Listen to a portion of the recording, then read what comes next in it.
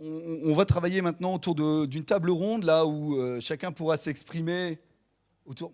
Prenez votre temps, prenez votre temps. On a parlé d'usure professionnelle et on a proposé à quelques experts de venir échanger autour de cette thématique. Alors on aura sur cette table ronde Patrick Conjard qui est le directeur de l'ARACT Auvergne-Rhône-Alpes.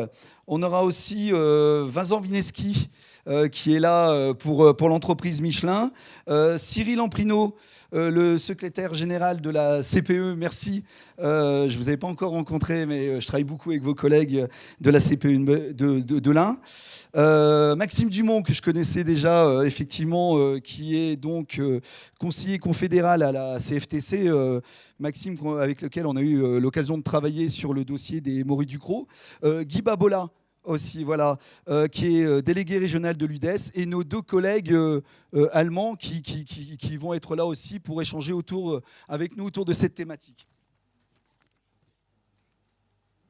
Alors aujourd'hui, c'est vrai que j'ai oublié personne. Aujourd'hui, la population vieillit. On a pu échanger ce matin autour des différentes de cette thématique. On sait qu'aujourd'hui, on va devoir travailler plus longtemps et paradoxalement, parallèlement, aujourd'hui, on voit arriver une usure professionnelle que Madame évoquait tout à l'heure quand elle nous disait qu'aujourd'hui, une personne sur deux qu'elle rencontre évoque être en usure professionnelle. Alors, ce qui est intéressant pour nous, c'est de voir comment, quand on parle d'emploi des plus de 45 ans, des seniors, comment anticiper donc cette usure professionnelle. Et donc, travailler autour de cette usure serait apparemment une solution qui nous permet de lutter contre les conséquences de cette usure professionnelle. Les conséquences, c'est lesquelles? C'est l'absentéisme, c'est de la démotivation, c'est de l'inaptitude. Voilà, donc on va essayer à travers l'expérience de chacun de donner un petit focus sur cette usure professionnelle et les façons dont on a de lutter contre cette dernière. Alors avant de passer la parole à M. Conjard pour l'ARACT, je voulais reprendre une citation de Pierre Dac. Pierre Dac disait « Le travail, c'est la santé ». Mais il se posait aussi la question du coup, si le travail c'est la santé, à quoi sert la médecine du travail? Voilà. Et donc parallèlement à ça, Monsieur Conjard, vous qui travaillez autour de l'accompagnement des entreprises dans l'amélioration des conditions de travail, quels sont aujourd'hui les appuis que l'ARACT apporte à ces entreprises pour prévenir l'usure professionnelle?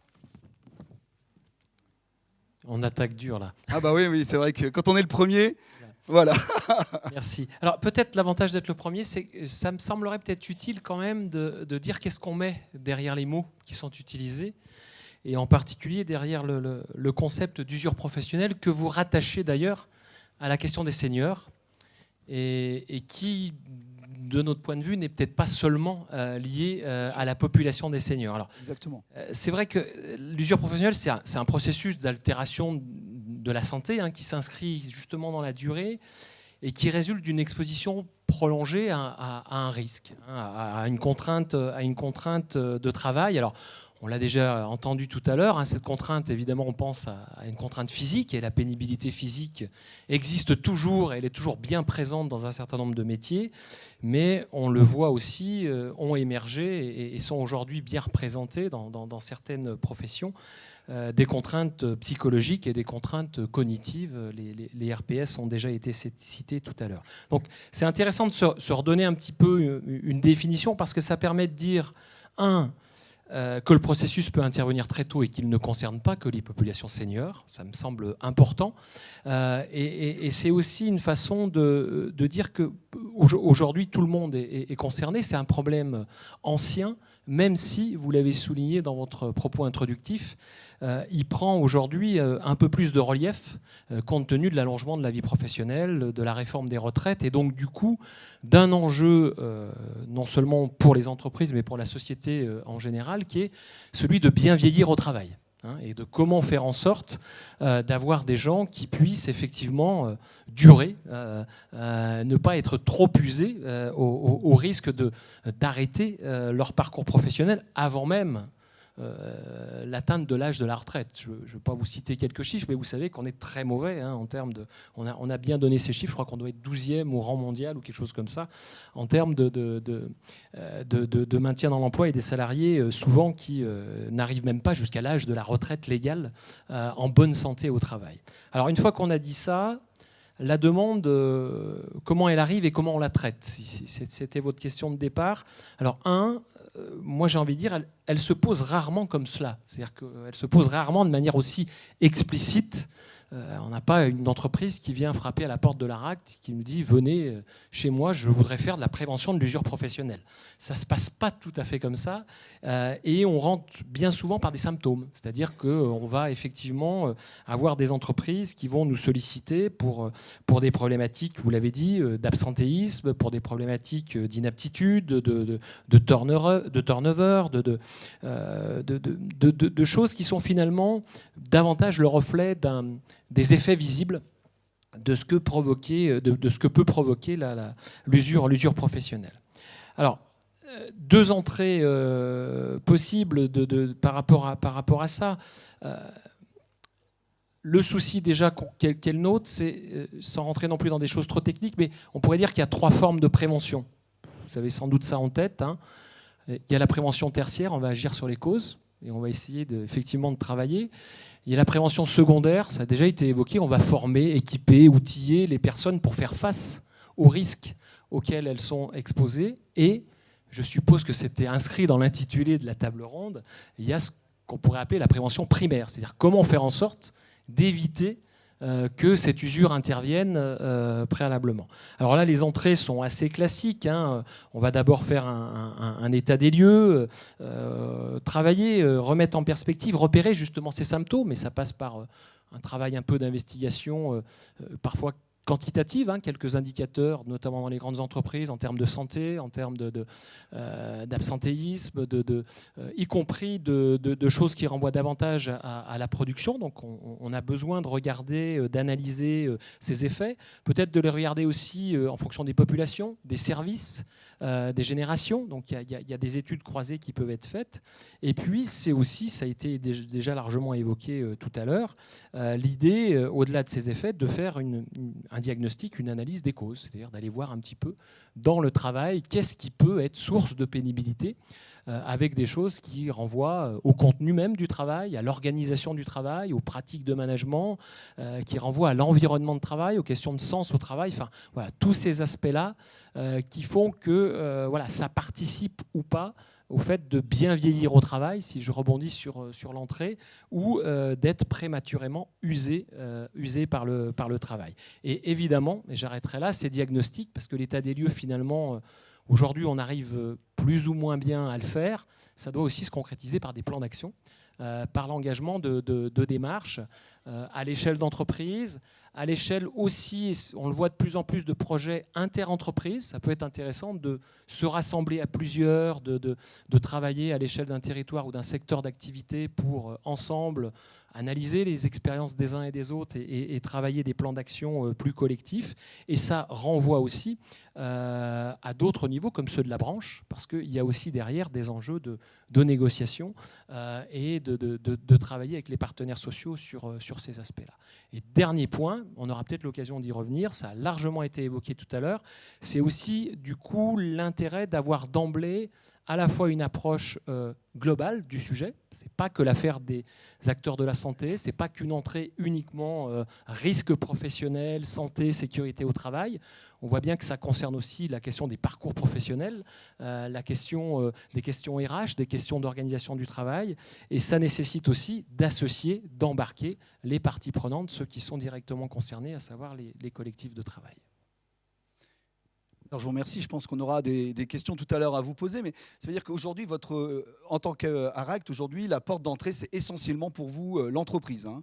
aujourd'hui, les individus que les collègues suivent éventuellement au quotidien, est-ce que c'est des personnes qui peuvent vous interpeller? Alors, on peut avoir des sollicitations qui arrivent à titre individuel et on n'a pas vocation à les traiter. Hein. On va plutôt réorienter effectivement ces demandes individuelles, même si une demande individuelle peut refléter des problématiques ou des difficultés inhérentes à une organisation. Ceci étant, je ne suis pas rentré dans le détail de qui était l'Agence régionale pour l'amélioration des conditions de travail, qui appartient depuis le 1er septembre à la grande maison ANACT. Avant, on avait un établissement public qui était l'ANACT, des associations régionales. On est un seul et même établissement depuis le 1er septembre. On est un établissement paritaire avec un paritarisme de projet et un certain nombre d'initiatives qu'on essaye de pousser et de conduire au niveau des régions. On n'est pas du tout là, par exemple, et ce n'est pas notre rôle, que de respecter à la réglementation du travail et à la bonne application du droit du travail en matière de santé au travail. Il y a des inspecteurs du travail qui sont là. Ceci étant, on est évidemment parfois sollicité dans des contextes ou des situations où il y a des choses qui sont aussi à faire en termes de mise en conformité. Je pense notamment à des entrées par la question de l'évaluation des risques, du document unique d'évaluation des risques, qui sont des obligations en la matière qui peuvent, quand on les tire, nous amener aussi sur des questions plus larges de prévention. Donc c'est bien l'entreprise, ça peut être aussi les territoires et les branches professionnelles, comme je l'évoquais tout à l'heure, pour des approches un peu plus collectives et globales. Écoutez, je vous remercie. On va passer la parole donc à un représentant d'un des fleurons des entreprises de notre territoire, hein, parce qu'effectivement, Michelin, aujourd'hui, Monsieur Vineski, vous allez nous décrire un peu vos missions. Dans la continuité, finalement, des recommandations que peut mettre en place l'ANACT à destination des entreprises, est-ce que vous pouvez nous dire, vous, en tant que fleuron, en tant que grande entreprise française, comment aujourd'hui vous abordez le vieillissement de vos collaborateurs au sein de Michelin? Merci. Alors j'ai bien aimé le propos introductif parce que c'est vrai que ça concerne tous les salariés. On est finalement tous des futurs seniors dans l'entreprise. Donc c'est bien l'approche qu'on a chez Michelin, c'est de considérer que d'abord c'est au salarié d'être acteur de sa carrière et de son parcours professionnel. C'est lui qui doit le mener, mais il ne fera pas tout seul, il sera accompagné. Il sera accompagné par une gestion qui se veut un triangle de gestion. On défend ça chez Michelin, on a le salarié, son manager et mon rôle dans l'entreprise, c'est le partenaire de développement de proximité. Donc on n'appelle pas ça les ressources humaines. Chez Michelin, on appelle ça le service du personnel. Et on est très attaché à accompagner les personnes dans leur parcours. Donc ça, c'est le premier point. Après, il y avait des questions sur les outils qu'on pouvait avoir. Exactement. Alors, d'abord, on travaille en lien avec la médecine du travail. On a la chance d'avoir une médecine intégrée. Ça nous permet de faire de la prévision, d'essayer d'anticiper les inaptitudes au poste. Donc, à chaque fois que c'est possible, on va plutôt privilégier le maintien en emploi et on pilote avec une certaine forme de risque les transitions professionnelles qu'on va pouvoir faire. Ça, c'est quand on va vraiment le subir au travers des inaptitudes. Après, je vais vous parler de mon site. Le site du Puy-en-Velay, c'est un site qui a 45 ans, qui fabriquait des pneumatiques avec une méthodologie très forte et très lourde, où c'était vraiment de l'artisanat, où il fallait porter des charges. On a la chance, depuis quelques années, de changer de technologie. Et nos opérateurs qui travaillaient plutôt avec des molettes et des couteaux, maintenant travaillent avec des tablettes. Donc la problématique est en train de disparaître avec aussi des gros investissements technologiques. Ça, c'est le premier point. Et on n'a pas vraiment de difficulté sur le maintien en emploi de nos seniors parce que notre moyenne d'âge, elle est autour de 40 ans. Donc aujourd'hui, on n'a pas de problématique pour le maintien en emploi de nos seniors. On a quand même d'autres outils qu'on explore pour le maintien en emploi. Alors, vous connaissez peut-être les dispositifs d'essai encadré. C'est un moyen pour pouvoir permettre aux personnes qui sont en arrêt et qui risquent d'être en inaptitude de pouvoir tester d'autres emplois dans l'entreprise. Alors, on a des fois des réussites, des fois des échecs qui nous amènent d'autres réussites aussi. Donc ça, c'est des outils qu'on peut avoir. Ça se fait au travers dans l'entreprise? Dans l'entreprise. Donc la personne, elle est encore en arrêt de travail. Elle vient sur un nouveau poste de travail, elle le teste. Pour vous partager une expérience, il y a une personne qui était sur un poste de cariste. On a essayé un autre poste de cariste qui n'était pas adapté. On l'a essayé sur un autre poste de travail et du coup, ça convenait un peu mieux. Et du coup, ça nous a permis de le maintenir en emploi. Donc ça, c'est vraiment une politique maintien en emploi. Après, on compte aussi beaucoup sur la personne et son environnement de travail et tous les outils qui lui permettent de gagner du temps et d'alléger son temps. Le dernier accord, la personne et son environnement de travail, donc c'était signé par tous nos partenaires sociaux, elle permet d'avoir 1 semaine de congé supplémentaire pour nos anciens. Donc c'est un avantage. Elle permet À partir de quel âge? 58 ans. À partir de 58 ans. D'accord. Elle promeut le temps partiel. Alors là, le temps partiel, c'est vrai qu'à 58 ans ou à 55 ans, les personnes dans leur vie personnelle, elles n'ont pas la même situation. Elles ont peut-être besoin de moins d'argent, peut-être besoin d'avoir un équilibre vie pro-vie perso qui n'est pas le même. Donc du coup, ça encourage et on accepte généralement toutes les demandes de temps partiel qui peuvent être acceptées, même pour les personnels en 3-8. C'est pas un temps partiel avec le maintien du salaire? Parce que je l'ai vu dans certains pays d'Europe du Nord. Non, pas celui-là. Là, c'est le temps partiel avec une baisse du salaire. D'accord. On encourage aussi l'implication dans la vie locale. Alors moi, c'est comme ça que j'ai découvert la MIF. On donne jusqu'à 40 heures par an et par personne qui souhaite s'investir dans les associations locales. Alors, il faut qu'il y ait un but, hein. Ça ne peut pas être le club de foot. Mais ça permet aussi, moi, ça m'a permis de découvrir la MIF avec les opérations de parrainage, avec Mathilde. Donc, ça permet aussi de sortir un petit peu de son cadre de travail et puis de rester en emploi. Qu'est-ce que je peux vous dire d'autre? Bon, je vous passe la réserve militaire. Le mécénat de compétences aussi, vous avez vu? Parce qu'on a vu un collègue qui était sur les fins de carrière.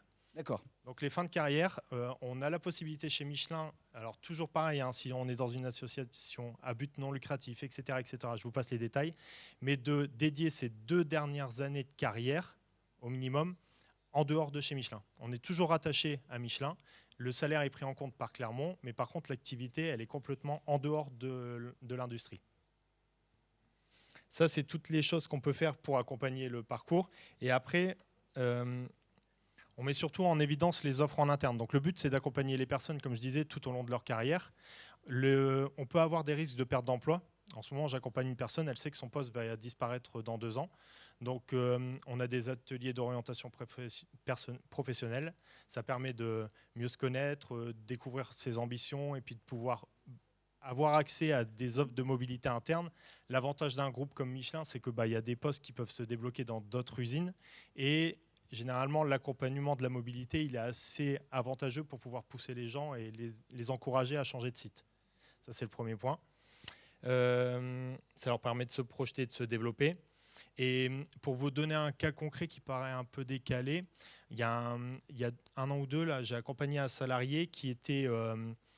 alors, il n'était pas encore perte de motivation, mais du coup, il se préparait à l'être. Donc, ce qui est bien, hein, il avait 50 ans, il avait fait 15 ou 20 ans de production en 3-8, développé plein de compétences, et il sentait qu'à Michelin, au Puy-en-Velay, il avait atteint son plafond de verre, qu'il ne pourrait pas aller plus loin. Voilà, les domaines vers lesquels il pouvait évoluer, c'était un peu compliqué pour lui. On l'a accompagné. Et aujourd'hui, alors c'est quelqu'un qui était passionné par les voyages et par les langues. Donc il avait 7 atouts en plus dans son parcours, c'est qu'il parlait anglais. Et aujourd'hui, il est technicien d'écurie, il accompagne les coureurs sportifs sur les pistes. Donc il voyage dans le monde, il part au Japon, il part aux États-Unis. C'est un truc qu'il n'aurait jamais pensé pouvoir faire il y a quelques années. C'est Hervé. Tu ne nous l'as pas dit, Hervé, que tu étais sur les paddocks. Voilà en quelques mots comment on le fait.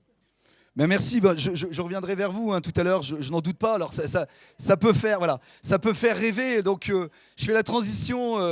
Alors là, on avait effectivement une grande entreprise, française. Monsieur Amprino, en tant que secrétaire général de la CPME Aura, comment aujourd'hui, dans des plus petites entreprises, on peut prendre en compte et où on prend en compte, à travers votre organisation, cette problématique de gestion des fins de carrière? C'est vrai que généralement, on va voir dans les TPE, PME, il y a toujours des difficultés à gérer les publics qui sont usés en fin de carrière. Comment aujourd'hui, alors je sais, je le dis et je vous rends la parole tout de suite, La CPME de l'Ain est avec nous sur ce consortium qu'on a avec nos collègues allemands. Hein. Donc c'est une thématique qui vous est donc très chère. Et donc voilà, comment aujourd'hui, au niveau de la CPME, dans les plus petites entreprises, vous prenez en compte cette thématique? D'abord, bonjour à tous. Merci, Monsieur le Président, Madame la Présidente, et bon anniversaire. Il faut savoir que c'est un anniversaire. Ensuite, désolé, mais ça ne vous surprendra pas, je vais faire beaucoup moins rêver que mon voisin qui a trouvé un exemple exceptionnel, mais bravo à lui. Et ce n'est pas l'exemple qui cache la règle, parce que je crois que c'est vraiment dans les valeurs de Michelin. Mais vous ne serez pas surpris de dire que ce n'est pas représentatif du tissu économique qui est composé de 98% de moins de 20 salariés. Pour autant, dans les entreprises de moins de 20 salariés, la question des âges et du vieillissement et du bien vieillir se pose très fortement. Peut-être en 3 points, essayer d'apporter des éléments au débat sur cette thématique qui est à la fois mieux intégrer les seniors dans l'emploi et prévenir autant que possible l'usure professionnelle pour bien vieillir au travail dans, on va dire, le triple intérêt pour ne pas opposer les genres, l'intérêt des individus, des salariés, l'intérêt de l'entreprise comme collectif de travail, et également l'intérêt de la société tout entière, puisque le bien de l'un et des autres participe de façon ternaire à la réussite de l'ensemble, c'est-à-dire une société. Peut-être un mot sur les seniors, juste pour apprécier une trajectoire. Je n'ai pas beaucoup de chiffres en tête, mais il me semble avoir compris qu'on était très mauvais élèves il y a 15 ans, parmi les pays de l'OCDE, et qu'on est moins mauvais élèves, hormis la tranche 60-64 ans, où on est encore très, très en deçà des standards internationaux. Et me semble-t-il, il faut qu'on se le dise quand on veut progresser de façon assez honnête et collective. Il y avait quand même, moi je l'ai vécu dans ma famille, donc je peux vous apporter un témoignage personnel avec mon papa. Il y avait un accord social tacite dans les années 80 pour faire partir dans de bonnes conditions, j'insiste, les gens dans des pré-retraites progressives, où les employeurs, avec l'accord des salariés, moi c'était le cas pour mon papa, et le soutien très fort financier des pouvoirs publics à travers le Fonds national pour l'emploi, considéraient qu'on avait bien travaillé. Alors, il avait commencé pour sa part à travailler très tôt, mais que finalement l'heure était de passer la main. Le vieillissement, le vieillissement en bonne santé progressant, la question de l'équilibre également d'un certain nombre de comptes sociaux, dont celui de la retraite également nécessitant de revoir cette gestion des âges. Voilà. Ça rappelle qu'il faut changer un certain nombre d'équilibres, mais tout ça, à notre sens, nous, partenaires sociaux avec d'autres, que quand il y a une évolution culturelle de la société, plutôt que de se renvoyer la responsabilité aux uns aux autres, ce qui ne veut pas dire qu'on ne doit pas balayer devant notre porte, nous, y compris les employeurs, pour tendre peut-être davantage la main aux seniors et considérer que c'est une richesse et non pas un coût.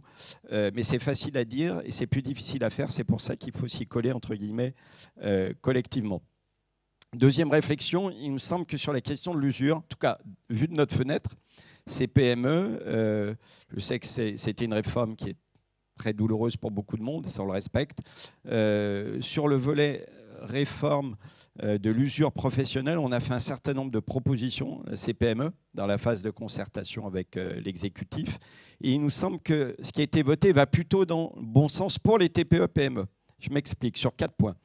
Premier point, plutôt que de se dire ou d'attendre toujours des pouvoirs publics de fixer une liste ex abrupto, et après on va reprocher aux pouvoirs publics de prendre des directives décalées de la réalité, on va confier, la loi confie la responsabilité, définir la liste des métiers dits sujets à usure professionnelle aux partenaires sociaux dans le cadre des branches. Il nous semble que ceux qui sont les mieux placés pour dire tel métier est pénible, très pénible, et ces éléments-là qu'il faut, entre guillemets, suivre de près, ça revient à ceux qui font l'activité économique au quotidien, c'est-à-dire les employeurs et les salariés de la branche.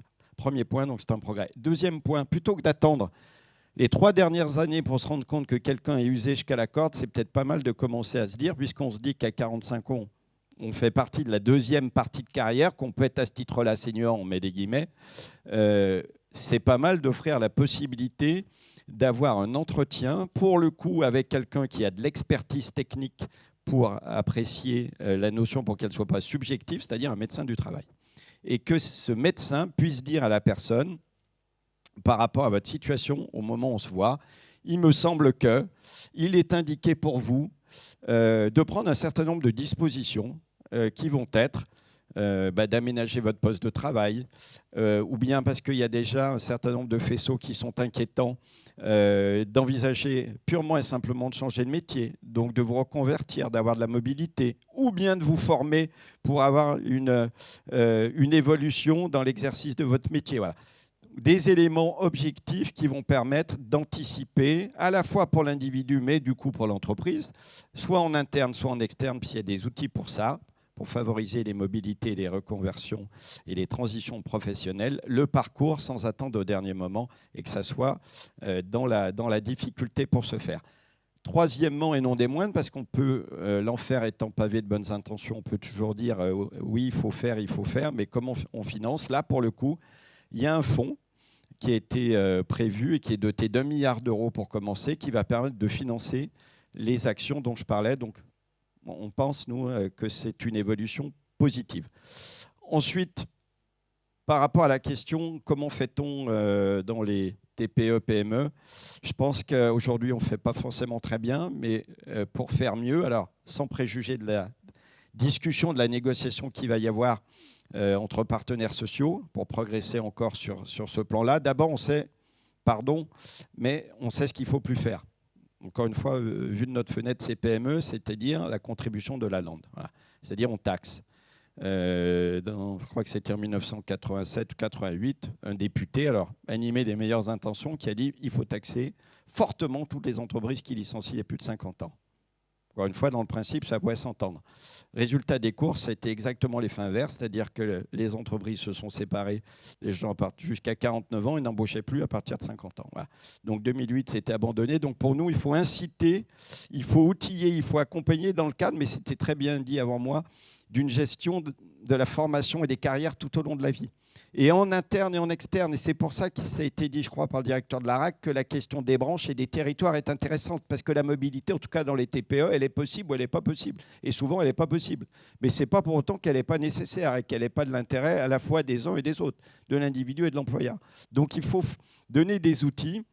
Alors, quelques outils que tout le monde connaît qui sont intéressants, qui sont notamment déployés par les opérateurs de compétences, que sont des accords GPEC, notamment dans les petites entreprises. C'est intéressant parce que ça fait un lien entre la stratégie de l'entreprise et derrière l'impact de l'évolution de l'activité des entreprises sur les métiers, sur les compétences. Et ça permet de pouvoir mieux gérer, mieux anticiper, en fonction aussi des projets des individus, leurs évolutions et leurs reconversions quand ça s'avère nécessaire ou quand c'est à leur demande. Eh bien, écoutez, M. Amprino, merci. On reviendra aussi. Nos collègues allemands tout à l'heure évoquaient le fait qu'aujourd'hui en Allemagne, mais comme en France, ils avaient du mal à trouver des collaborateurs sur certains métiers et que le maintien dans l'emploi était donc pour eux un point important.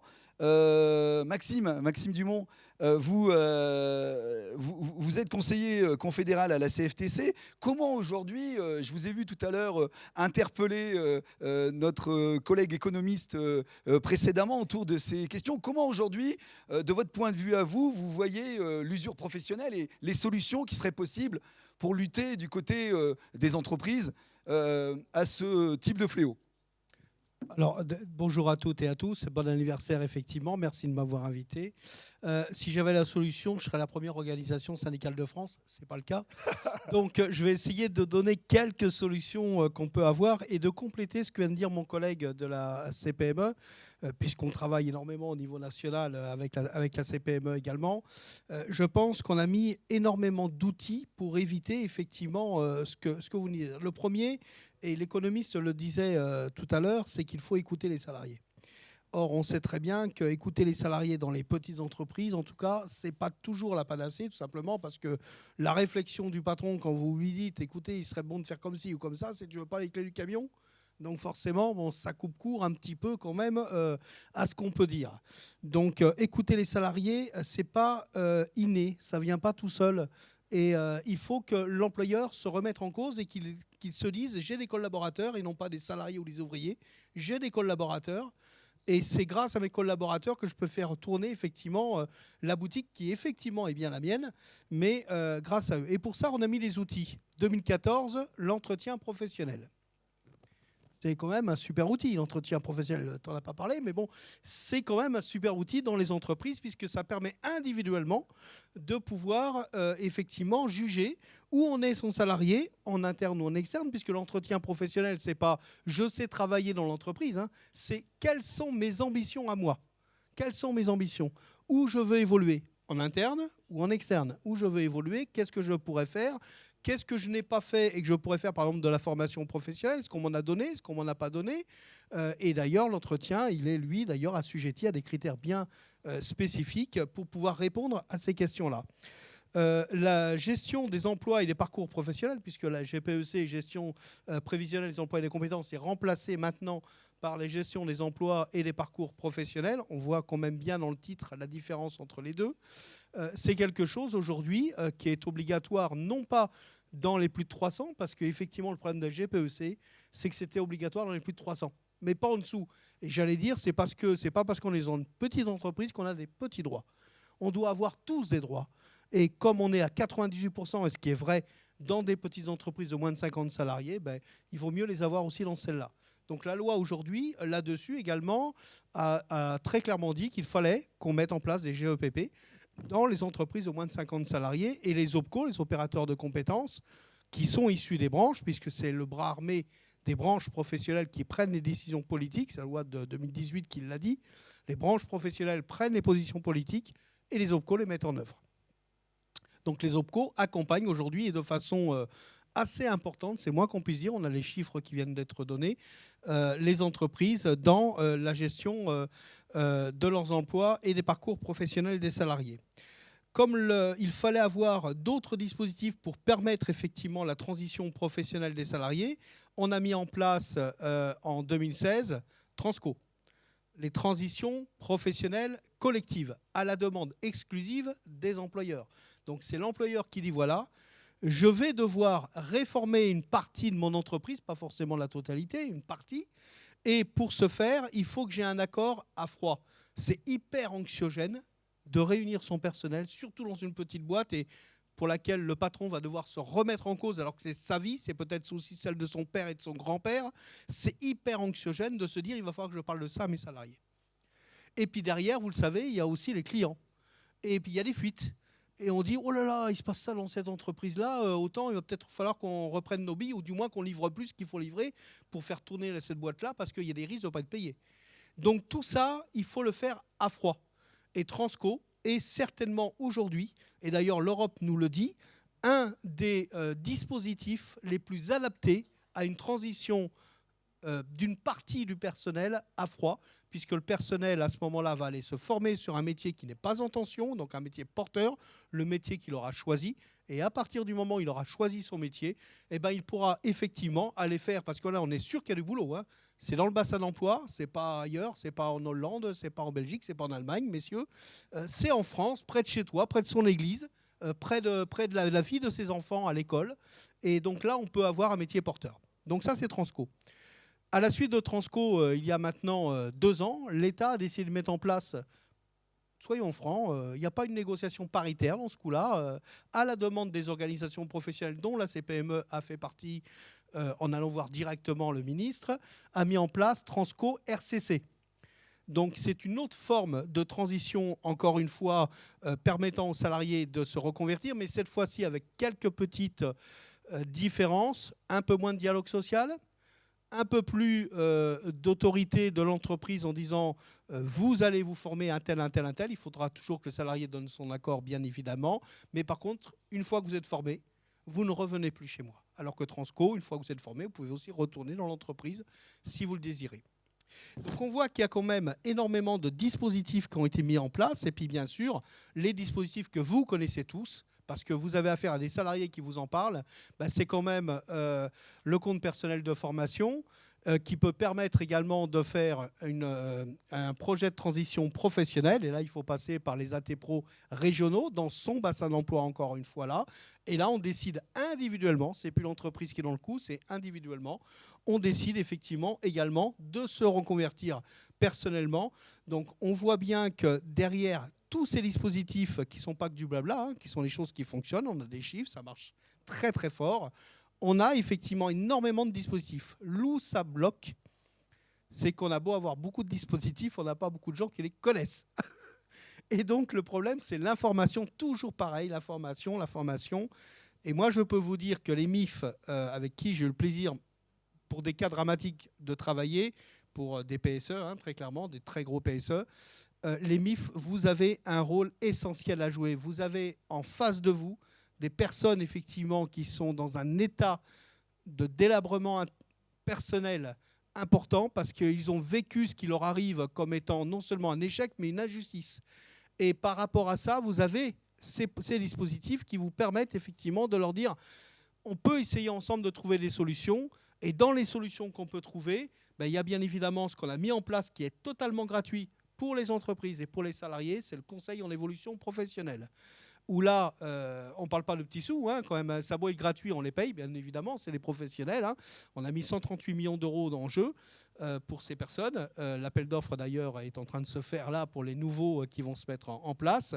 Et là également, donc, avec vos compétences, avec le fait que vous êtes en première ligne, avec le fait que vous les voyez tout le temps, ces personnes, vous pouvez effectivement les orienter vers l'un ou l'autre de ces dispositifs. Et on voit que là-dessus, ce sont tout ce que je viens de dire, ce sont des dispositifs paritaires, faits avec les employeurs et avec les salariés. Tout le monde n'est pas signataire, je ne vous dirai pas qui, parce qu'on va dire que je fais du prosélytisme, mais tout le monde n'est pas signataire des accords paritaires, mais ils sont moins majoritaires. Donc, et ça, par contre, ce que je peux vous dire là, c'est que du côté patronal, à part un seul de ces accords que j'ai cités ici, toutes les organisations patronales étaient signataires. Merci Maxime. J'aurais une question pour toi tout à l'heure, liée, mais tu as déjà commencé à y répondre. Monsieur Babola, tout à l'heure, vous êtes délégué régional de l'UDES. Alors, l'UDES, c'est l'Union des employeurs de l'économie sociale et solidaire. Alors, tout à l'heure, Gaston interpellait notre collègue économiste en disant, finalement, nous, dans l'économie sociale et solidaire, est-ce qu'on ne serait pas, finalement, exsangue de problématiques, de sens au travail, d'usure professionnelle? C'est une question que je vous pose. Et puis, vous, aujourd'hui, en lien avec votre délégation, comment vous mettez en œuvre aujourd'hui cette prévention? Que pouvez-vous conseiller autour de l'usure professionnelle? Bien, bonjour à tous. Alors effectivement, on est exempté de rien dans l'économie sociale et solidaire, ni de l'usure professionnelle, ni effectivement de cette préoccupation du sens au travail qui peut-être a, pour certains métiers, encore plus de valeur que d'autres. Je pense à certains secteurs comme le médico-social ou le sanitaire, etc. Alors, c'est vrai que dans la période de concertation là, sur la réforme des retraites, il y a la question de la pénibilité et de l'usure, enfin des pénibilités et de l'usure professionnelle est revenue assez souvent.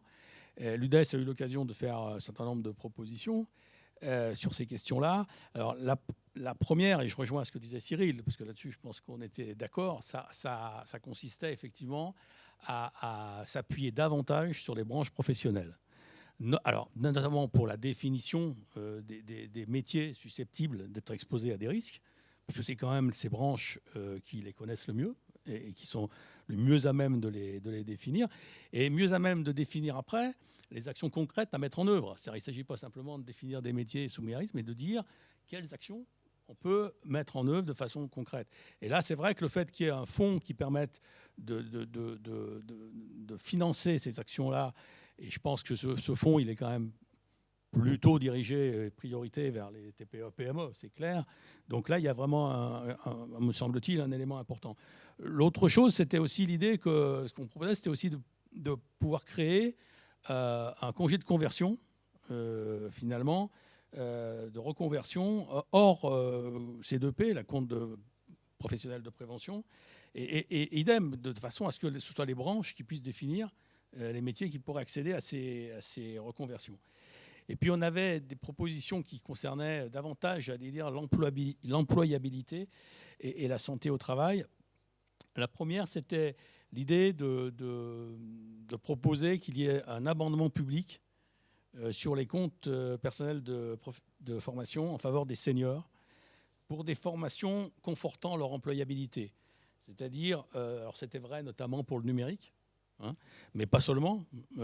En tout cas, c'est cette logique qui permet de maintenir un niveau ou d'éviter d'éventuelles fractures, comme on parle souvent de la fracture numérique, de façon finalement à faciliter les possibilités de reconversion des personnes, jeunes ou moins jeunes, mais en tout cas de faciliter ces reconversions. Et puis il y a un autre aspect qui est quand même important, c'est la question de la santé au travail, on l'a évoqué plusieurs fois. Et là c'est vrai qu'on considère qu'il y a beaucoup de choses à faire, hein, et notamment sur un certain nombre de contrats de travail un peu spécifiques. Alors en particulier, je ne sais pas, on pense nous par exemple aux saisonniers, où le suivi est complètement inopérant.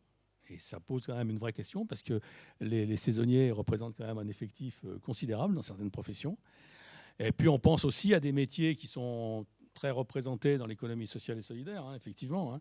Je pense à l'aide à domicile, je pense au médico-social, au sanitaire, où effectivement les risques professionnels liés à l'activité sont plus élevés que dans d'autres. Hein. Sur lesquels on retrouve généralement beaucoup de seniors. Et on retrouve beaucoup de seniors. D'ailleurs, c'est aussi un des enjeux pour les entreprises. Je pense que ce n'est pas que dans l'économie sociale et solidaire, hein, mais l'emploi des seniors et cette prévention de l'usure professionnelle est d'autant plus importante qu'il y a dans certains secteurs une pyramide des âges qui est très élevée, qui fait que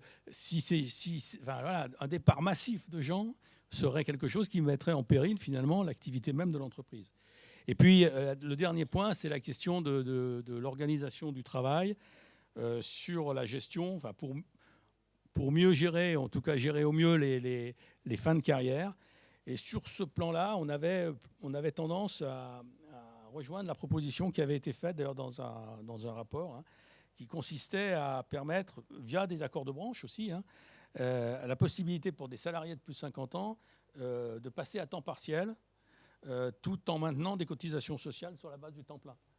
Ce qui faisait qu'on était dans un équilibre en termes, j'allais dire, de financier.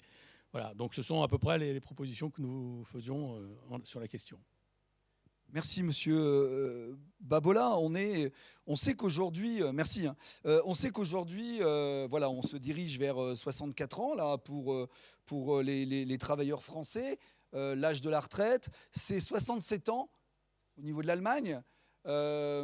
Et puisqu'on est dans une dimension internationale, je voulais voir avec nos collègues comment aujourd'hui, selon eux, l'Allemagne a fait pour faire en sorte d'anticiper cette usure professionnelle. Puisque là, on parle de 64 ans chez nous, 67 ans chez vous. Comment les entreprises en Allemagne intègrent cette problématique? Est-ce qu'il y a des différences par rapport à nous? Est-ce que vous êtes plus avancé? Est-ce qu'il y a une réelle politique d'usure professionnelle? Voilà, c'est une question qu'on peut poser à nos deux experts européens avant qu'on revienne sur quelques petites questions auprès de tout le monde. Ja, ich fange mal an. Wir müssen unterscheiden zwischen der Prävention und der Kuration beim Gesundheitsmanagement in Betrieben. Il faut tout d'abord distinguer entre la prévention et la curation dans les entreprises. Ouais, la santé au travail, tout care, je pense que c'est...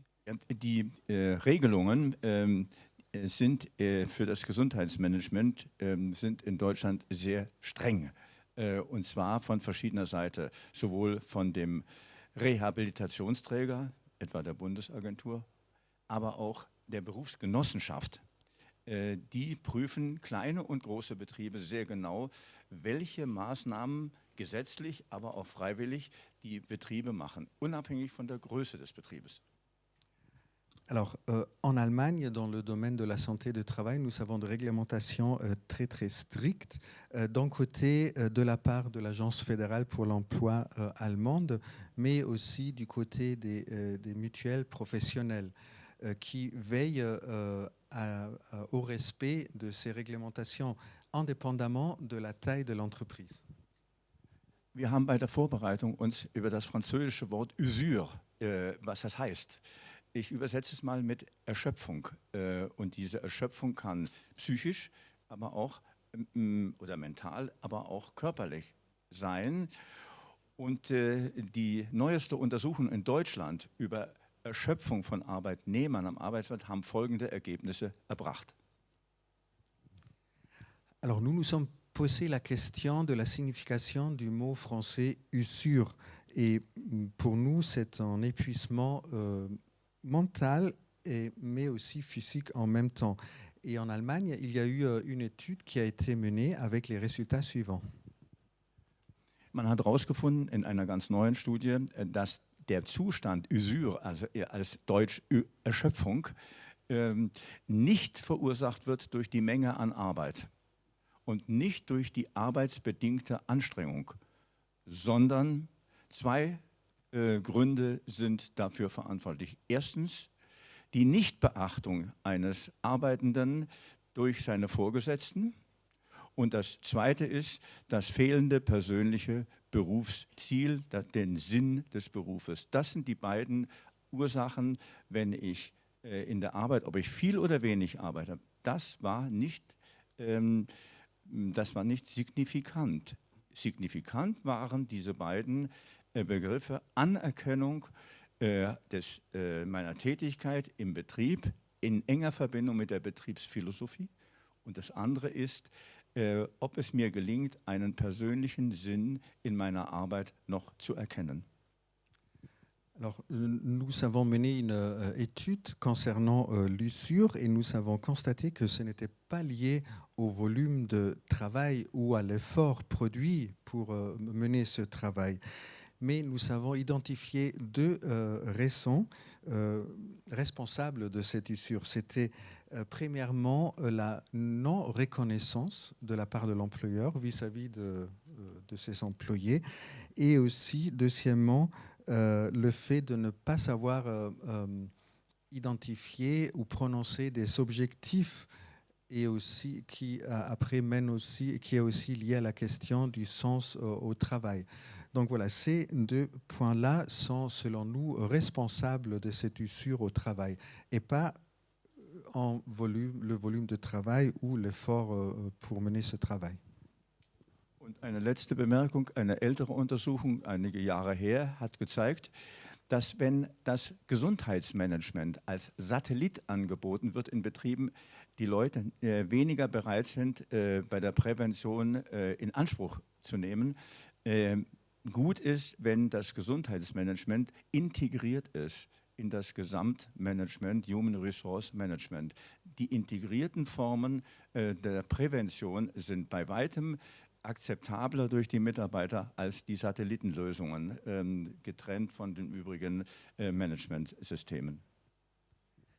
Alors, et une étude un peu plus ancienne qui avait été menée il y a quelques années avait démontré que si le management de la gestion de la santé était mené ou considéré comme quelque chose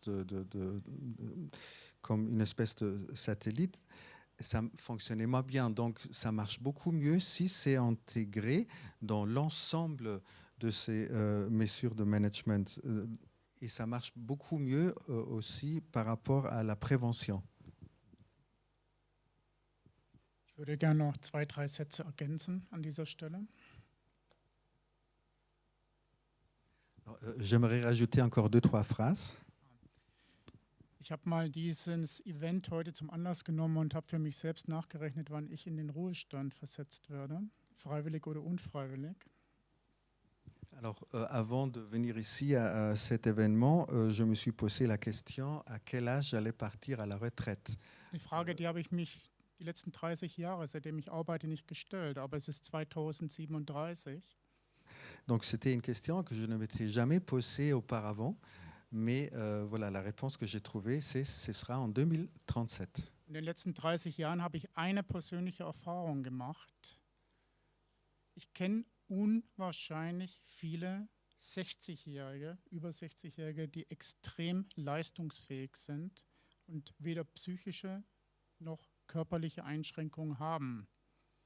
Donc cette question-là, voilà, elle n'avait jamais été vraiment posée pendant ces 30 dernières années et je connais énormément de personnes qui ont 60 ans, qui sont encore très très performants et qui n'ont pas d'usure ni mentale ou physique. Das hängt natürlich von einzelnen Branchen ab, aber ich denke festzustellen ist, dass in den letzten 30 bis 50 Jahren hier der Gesundheitszustand von Älteren sich doch deutlich verbessert hat, auch bezüglich präventiver Maßnahmen. Bien évidemment, l'usure, ça dépend aussi de la branche, mais je pense qu'on peut constater que pendant ces 30-50 dernières années, il y a eu l'état de santé des personnes qui ont 60 ans est bien meilleur qu'à l'époque. Professor Ertelt hat es gerade erwähnt. Natürlich haben Betriebe eine Fürsorgepflicht gegenüber den Beschäftigten. Et comme le professeur Ertel l'a déjà dit, les entreprises ont une responsabilité vis-à-vis de l'état de santé de leurs employés. Natürlich auch im betrieblichen Gesundheitsmanagement, vor allem bei präventiven Maßnahmen. Et c'est aussi très très important concernant les mesures préventives au sein d'une entreprise. Aber es ist aus meiner Sicht zu 100% Managementaufgabe, auf die Beschäftigten einzugehen, gemeinsam nach Lösungen zu suchen, vor allem wenn akute Fälle existieren, dies auch bei der Personaleinsatzplanung zu berücksichtigen, bei der Personalentwicklung. Also ich denke, das Management in Deutschland muss hier auch noch deutlich mehr hinzulernen. Da sind wir noch nicht am Ende im Auge. Donc, selon moi, c'est le management qui doit assurer à 100% ce soutien. Et il faut ensemble trouver des solutions et qui devront ensuite être mises en place aussi avec les ressources humaines. Il reste encore beaucoup de choses à améliorer dans ce domaine en Allemagne au niveau du management. Auf der anderen Seite, ich denke, hier haben wir heute auch sehr viele Führungskräfte im Plenum sitzen. Mais d'un autre côté, je sais qu'aujourd'hui, il y a aussi pas mal de cadres qui sont venus ici aujourd'hui. Man kann diese Verantwortung nicht alleine jetzt auf das Management und die Betriebe schieben. Donc on ne peut pas donner toute la responsabilité aux entreprises ou au management. Letztendlich ist jeder einzelne Mitarbeiter und jede Mitarbeiterin für sich auch selbst verantwortlich. Chaque salarié est aussi responsable pour soi-même. Also ich möchte beide Seiten in die Mitverantwortung nehmen. Man muss hier offen miteinander kommunizieren und auch klar abschätzen können, was kann man sich persönlich zumuten. Donc il faut avoir une communication transparente entre les deux parties et il faut aussi se poser la question qu'est-ce que je suis capable de faire et de supporter.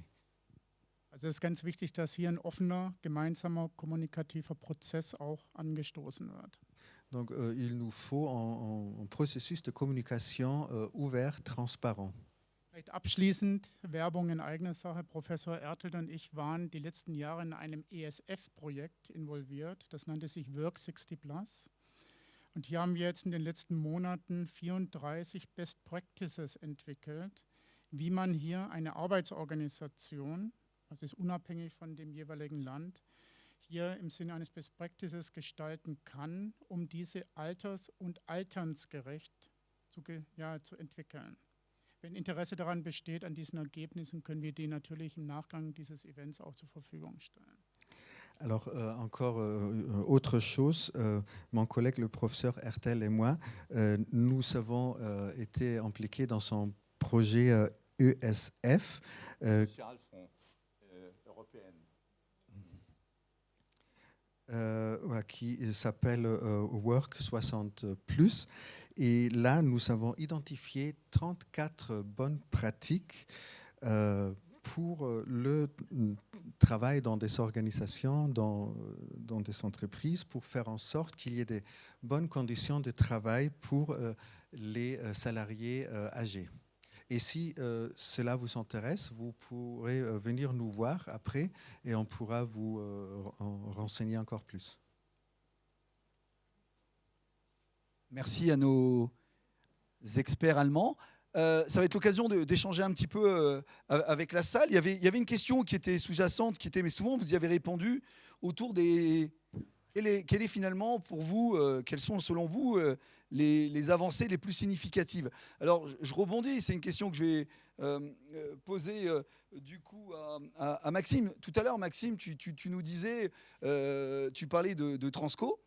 Et alors j'ai appris dernièrement que Transco, allez, je vais dire que dans l'Ain, c'était uniquement 5 personnes qui avaient utilisé ce dispositif. Donc, certes, d'un côté, on peut parler d'une avancée sur là, mais finalement, on peut être un peu déçu. On peut être un peu déçu du peu de personnes qui l'ont utilisé. Alors, voilà, tu as commencé à évoquer la question de la communication, etc. Mais voilà, je te renvoie la question parce que il n'y a pas très longtemps, puisqu'on porte, nous, une plateforme transition collective qui, entre autres, en partenariat avec eux, c'est à cette faveur-là qu'on en a parlé. Alors, sans vous assommer de chiffres, c'est effectivement, il y a une grosse déception, très clairement, il ne faut pas se le cacher sur Transco. Mais encore une fois, aussi par manque de communication importante, mais pour une autre chose que je vais vous dire là. 6 000 entreprises ont utilisé Transco aujourd'hui pour un total qui est un peu tronqué de 8 000 salariés. Mais attention, sur les 8 000 salariés, il y a 2 500 salariés qui sont dans le plan qui a été fait par De Richebourg et Corian, donc pour faire dans les maisons de retraite, et 2 500 salariés qui ont été utilisés aujourd'hui par Manpower, pareil, pour répondre aussi à des emplois menacés. Et avec un Transco qui a été très largement revu. Voilà, qui n'est pas forcément dans la philosophie de Transco du départ. Le reste, et on voit bien que le reste, il n'y en a plus beaucoup, ce sont effectivement des salariés assez individuels qui ont pu y aller. Pourquoi? Parce que quand Transco a été mis en place, il a été mis en place, rappelez-vous, juste au début du Covid. C'était pour répondre à ce qu'on nous avait dit, ce que l'État et les personnes qui sont chargées de faire les études de l'État nous avaient dit il va y avoir 1 million de chômeurs sur le marché de l'emploi à la sortie du Covid.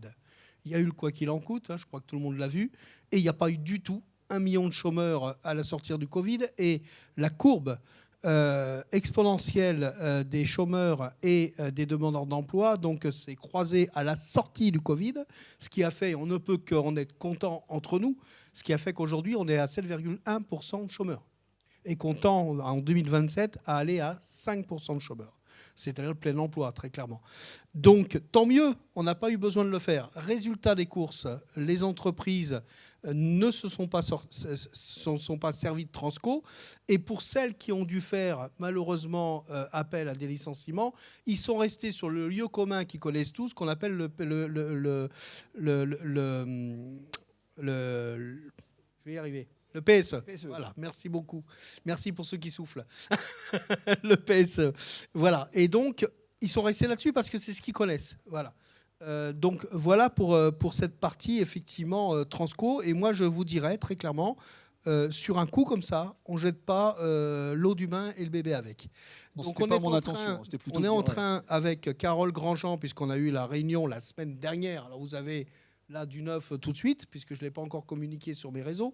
On a eu un entretien la semaine dernière avec Carole Grandjean, qui nous disait qu'on allait revoir, donc c'est la ministre de la formation professionnelle déléguée, et on allait revoir donc l'ensemble des plans Transco RCC et les projets de transition professionnelle pour voir comment on pouvait les rendre plus opérants.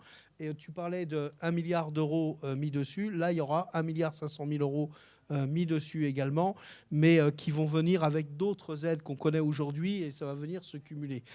Donc voilà, on sera là-dessus.